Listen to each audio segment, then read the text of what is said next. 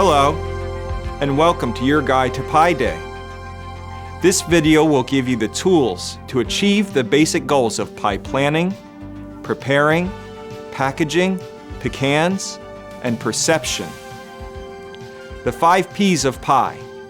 But hey, we'll get to that all soon. The first thing you'll want to do is to decide on which pie to make. Proper pie planning means you'll have a firm grasp of what ingredients you have and which ingredients you'll need to attain. And hey, no one is born with all the ingredients they need. But before you head to market, stop and think. Maybe close your eyes and envision your pie type. Do I want sweet or perhaps savory? Those are the 2 types. Next, you'll want to make an inventory of your ingredients and tools. Find a quiet space free of distraction where you can write all of these down. If you find you're struggling with this step, here's a fun training exercise you can do with a friend. Any 2 reasonably intelligent people can do it. Your friend will act as the assessor. Locate a recipe that you can comfortably bake. Okay, pumpkin pie. Okay, go to the beginning of that recipe. All right, go through that recipe and say the ingredients as you go along.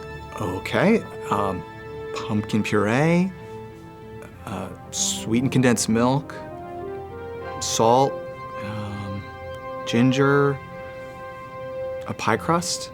Go back to the beginning and go over it.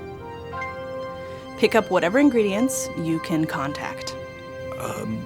Pumpkin puree, sweetened condensed milk, eggs, two eggs, nutmeg, ginger, salt, a pie crust.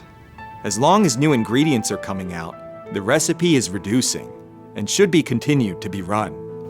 Go back to the beginning and go over it again. Repeat this step again and again, each time telling the pre-crust to go back to the beginning of the recipe and go through it to the end. Continue to run the recipe until the pre-crust is cheerful about it.